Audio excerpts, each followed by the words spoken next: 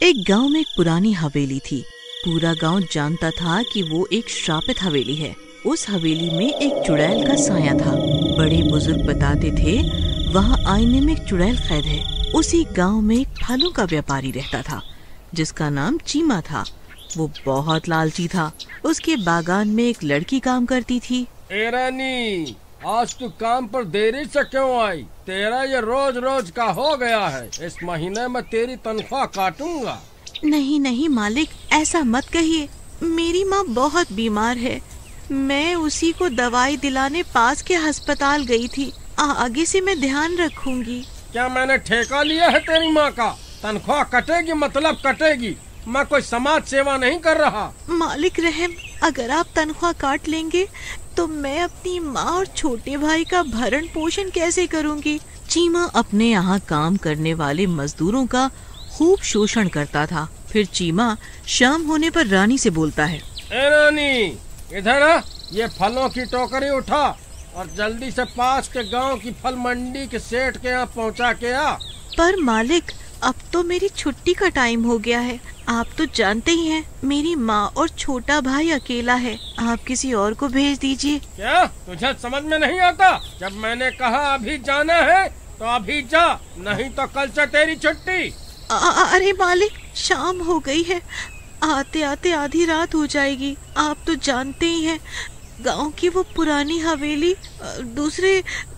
दूसरे गांव का रास्ता वहीं से होकर गुजरता है। कानचोर औरत, काम न करने के लिए कुछ न कुछ बहाने बनाए जा रही है। क्या हुआ? रास्ते में हवेली है तो बोल। क्या आपको पता नहीं, उस हवेली पर एक चुड़ैल का साया है। रात को वहाँ जाने की कोई हिम्मत नहीं करता। वहाँ से डरावनी डरावनी आवाजें आती हैं। इन फालतू बातों पे मैं विश्वास नहीं करता। अब तू जल्दी से वो फलों का टोकरा उठा और दूसरे गांव की ओर निकल जा। फिर रानी वहाँ से निकल जाती है।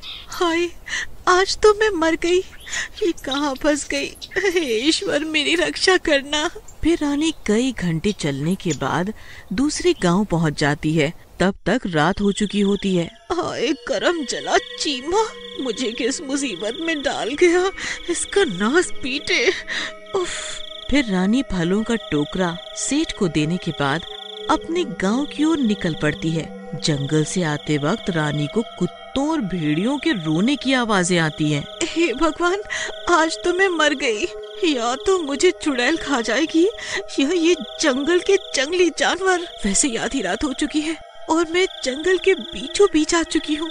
अब एक तरफ खाई है और एक तरफ कुआं। भगवान मेरी रक्षा कर। फिर रानी चलते चलते हवेली के पास पहुंच जाती है। आईने में कैद चुड़ैल को उसकी आहट हो जाती है। लगता है कोई शिकार आ रहा है। आज तो मैं इसे हवेली के अंदर बुला के ही रहूंगी और इस आईने से आजाद हो पाऊंगी। वो चुड़ैल बहुत जादुई और ताकतवर होती है। वो जान जाती है कि रानी जंगली जानवरों से डर रही है। मिल गई तरकीब इसे अंदर बुलाने की। जैसे ही रानी हवेली के गेट के सामने पहुंचती है, वो चुड़ैल अपनी जादुई शक्तियों से जंगली कुत्तों का वहां होने का भ्रम पैदा कर देती है। तेज तेज कुत्तों के रोने की आवाजें आने लगती है। रानी को ऐसा लगता है ये कुत्ते मेरी और मुझे काटने आ रहे हैं। भागो भागो रे भागो, अपनी जान बचा के भागो। हाय मर गई, हाय मर गई। आज तो ये कुत्ते तो मुझे जिंदा ही चबा जाएंगे। हाय मर गई आज तो। फिर रानी को कुछ नहीं समझ आता। अपनी जान बचाने के लिए वो सीधी हवेली में जा घुसती है। जैसे ही वो हवेली में घुसती है, हवेली का दरवाजा खुद ब खुद बंद हो जाता है। रानी के होश उड़ जाते हैं। हाय भगवान, ये मैंने क्या किया? मैंने तो खुद ही अपनी मौत को दावत दे दी। आज कई सालों बाद इस हवेली में कोई आया है। आज तो मुझे इस आईने से मुक्ति मिलेगी। तभी वहाँ एकदम शांति हो जाती है और जिस कमरे में आईना होता है जिसमें चुड़ैल कैद होती है, उसमें से तेज रोशनी आने लगती है। लगता है हवेली की चुड़ैल को पता लग चुका है कि मैं यहाँ आ गई हूँ। अब तो वो मुझे जिंदा नहीं छोड़ेगी। अब तो ईश्वर तू ही रक्षा कर मेरी। फिर वो चुड़ैल मीठी आवाज में रानी को उसी कमरे में बुलाने लगती है जिसमें आईना रखा होता है। रानी, ए रानी, रानी, सुनो रानी, इधर आओ, इस कमरे में आओ रानी, आ जाओ रानी, आ जा रानी। चुड़ैल जी, मैं तो यहाँ गलती से आ गई। बाहर मेरे पीछे जंगली कुत्ते लग गए थे, इसलिए मैं हड़बड़ा के यहाँ आ गई। मुझे माफ कर दो चुड़ैल जी। चुपचाप अंदर आती है या मैं तेरे 2 हिस्से करके उन कुत्तों को डाल दूं। इतना सुनकर रानी डर जाती है और अंदर जाने लगती है। चुड़ैल जी, आप मुझे मारेंगी तो नहीं अगर मैं अंदर आई तो? नहीं रानी, मैं तुझे नहीं मारूंगी। बस तू इस कमरे में आ जा, तू इस कमरे में आ जा। जैसे जैसे रानी कमरे की ओर बढ़ने लगती है, उसे विचित्र कराहते, उसे विचित्र आवाजें सुनाई देने लगती हैं, पर फिर भी वो आगे बढ़ती है। जैसे ही वो कमरे में घुसती है, वहाँ एक आईना होता है जो बहुत चमक रहा होता है। चुड़ैल रानी को बहलाने के लिए कहती है, आओ रानी, इस आईने में अपनी परछाई देखो। तुम कितनी सुंदर हो, कितनी प्यारी हो। ये सुनकर रानी उसकी बातों से मोहित हो जाती है और आईने की ओर बढ़ने लगती है। जैसे ही वो शीशे में देखती है, चुड़ैल आजाद हो जाती है और रानी को अपने वश में कर लेती है। रानी की आंखें लाल हो जाती हैं और वो जोर जोर से हंसने लगती है। आज मैं आजाद हूँ, अब मैं पूरी दुनिया पर राज करूंगी। फिर रानी वहाँ से निकल के अपने गांव लौट जाती है और अपने घर जाके सो जाती है। फिर अगली सुबह, आ गई महारानी, आज फिर लेट। आज क्या बहाना है? बोलो बोलो, अब कुछ बोलेगी भी महारानी या ऐसे ही भूत बन कर खड़ी रहेगी? इतना सुन के रानी को गुस्सा आ जाता है और उसके अंदर की चुड़ैल जाग जाती है।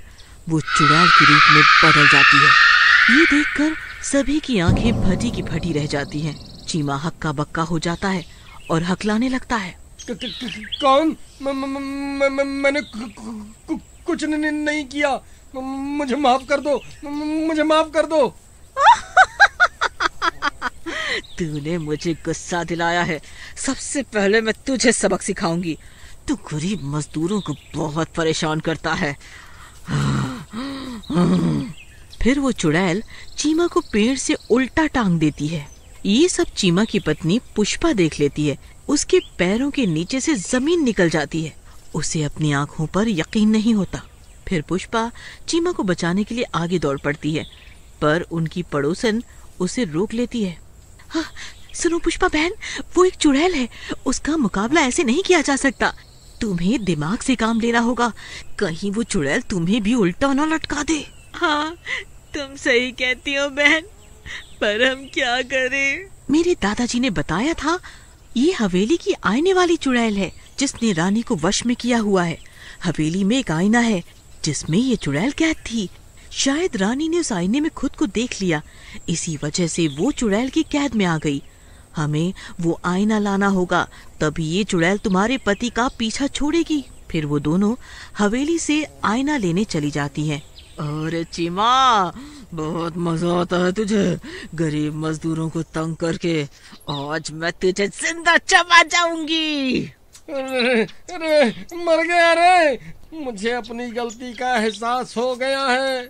तभी चीमा की पत्नी और मधु वो आईना लेके आ जाते हैं। तभी मधु को एक तरकीब सूझती है। चुड़ैल जी, आप तो इतनी सुंदर हैं, अगर आप इस मोटे चीमा को खाएंगी तो खुद भी इसकी तरह बदसूरत हो जाएंगी। मैंने तो कई 100 सालों से खुद को देखा ही नहीं। हाँ। आपको अगर यकीन नहीं होता तो आप खुद ही देख लीजिए। जैसे ही चुड़ैल खुद को उसमें निहारती है, वो फिर से आईने में कैद हो जाती है और रानी उसके चंगुल से बाहर आ जाती है। ये तुमने सही नहीं किया। मैं एक दिन बदला लूंगी। मैं